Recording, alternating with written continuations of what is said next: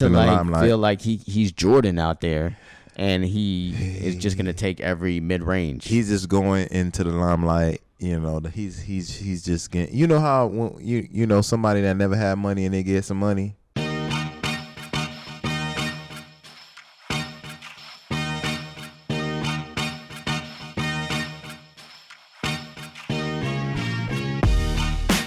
You're now watching a clip from the MarcWes Sport Podcast.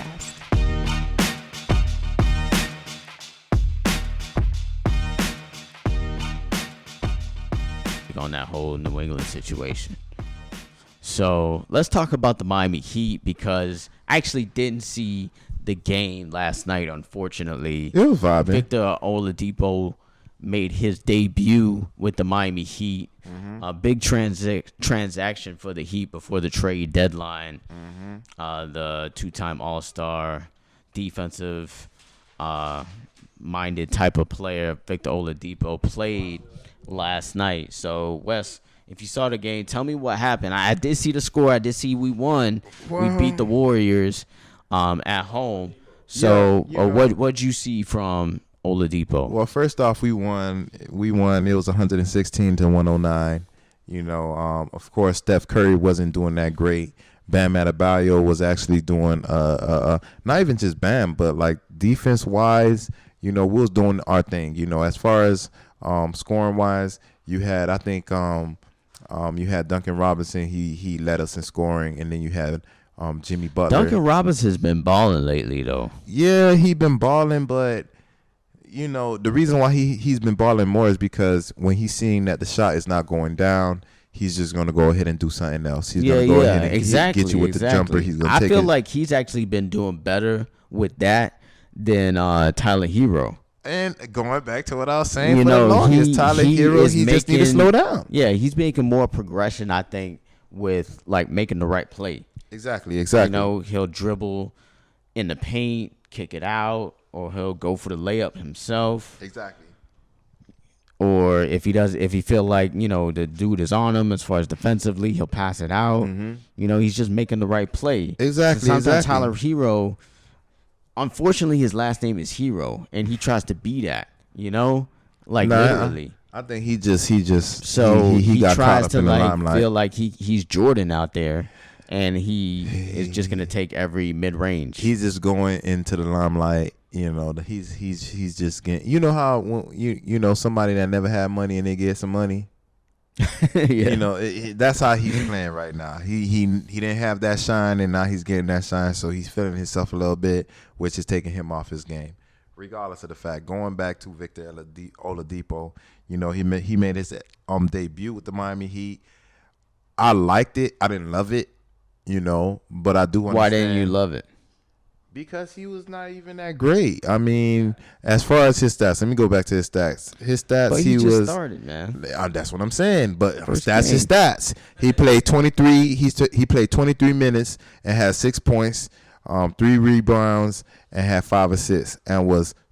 But he was 2 for 8 at field goal range. He was 0 for 4 at the 3-point line, and he was 2 for 5 at the free throw line. Now again, going back to Trevor Ariza, on the other hand, finally got his legs under his, because he's been tripping the last few days. He's been playing for the Miami Heat. I think he had like 10 points. But he was more consistent. I think he shot maybe 4 for 6 in the game. And he got his scores, he got his defense on. But going back to Victor Oladipo, it took Trevor Ariza a little time to go ahead and play that type of game.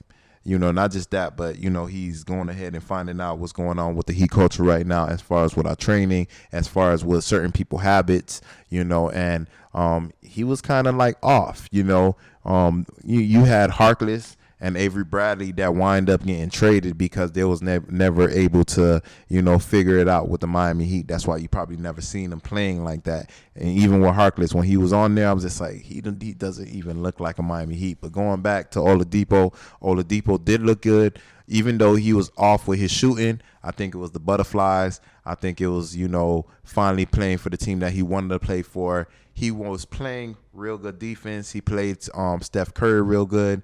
As far as with switching, that's how Miami Heat do. We rotate a lot. He was good on that. I seen him doing a lot of good things. It's just that his shot was not as consistent. And everybody know Victor Oladipo, he's consistent at the free throw line. He was like 0 for 4. Like, come on now. That's not even his habits, not going to Trevor Ariza, same thing. When he came to the Miami Heat, first 4 or 5 games he played for us, he was not looking great. Last game, he looked good defensive-wise. He looked good as far as knowing what certain people was going to actually do, and that's going back to the habits and knowing certain people. So, again, right now, it doesn't matter because we wind up still getting the win. I think we're on a 2 or 3 game winning streak. I think we're number 4 in the East right now. So we're actually number 6 in the East now. We're 6. Yeah, number 6 in the East right now. Atlanta is number 5. Who cares? Charlotte is in front of Atlanta at 4. Then you got Milwaukee at 3, Philly at 2, and the Nets. How far are we back though? 1.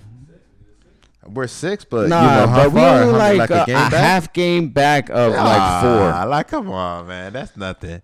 We're only a half game back. We're of gonna 4. play Cleveland today, like at 8:00. That's another W. You feel me? Like, yeah. Well, brings me to my point about the Miami Heat. I feel like they are pretty much locked into that number 4 spot. I feel like they are going to get that number 4 spot because they're better than all those teams I just mentioned, as we all know. Exactly. They're better than Atlanta. They're better than Charlotte. Of course. And we're only a half game back. And we just got Victor Oladipo. Come on. So we got it locked down, because the gap between the number 4 and Milwaukee is 6 games. Come on now. I'm not sure if we can get all the way to 3. But that's fine, though, because that means we're going to get likely one of those teams like an Atlanta or the Knicks or the Celtics. I want to be number 4. Atlanta, Knicks, Celtics are the teams that we really are going to be playing in that first round. I don't want to be number 4 because if we number 4 and Atlanta stay where they at on being number 5, we're gonna play Atlanta. Atlanta is trash. Who cares about Atlanta? You know what I mean? So at the end of the day, I think the teams that will be number 8 and number 7 and number 6 will be harder teams to actually play. But regardless of the fact, we're the Heat. We don't care. We did it what it was last year. We beat who? Boston. We beat who? We beat Milwaukee. We beat all the people that everybody thought was going to go ahead and make it to the finals. So when it comes to this year right now, we got basically the same team. We lost Olenek, but we balling. And we lost that. Crowder. Yeah, we lost Crowder, but look who we gained. Yeah, now we got Oladipo. We got Oladipo. We got Bar Mitzvah. I don't know how to say his name, but his name is Bar Mitzvah for us in the MarcWes Sport Podcast. I think it's Politza. I think that's the name. Like, I do apologize for you and your family. New player for the Miami Heat. Hey, I'm gonna get it right. Don't worry about it. But right now, it's a Bar Mitzvah. And I feel like he's just alright though. I feel like but he played good. He's not as good as like Olenek though. He's not as good as KO. Tripping. You tripping. When he's open, it's going down. I'm just saying, when he's open, it's going down. He had 8 points last game. You feel me? And he got it by himself.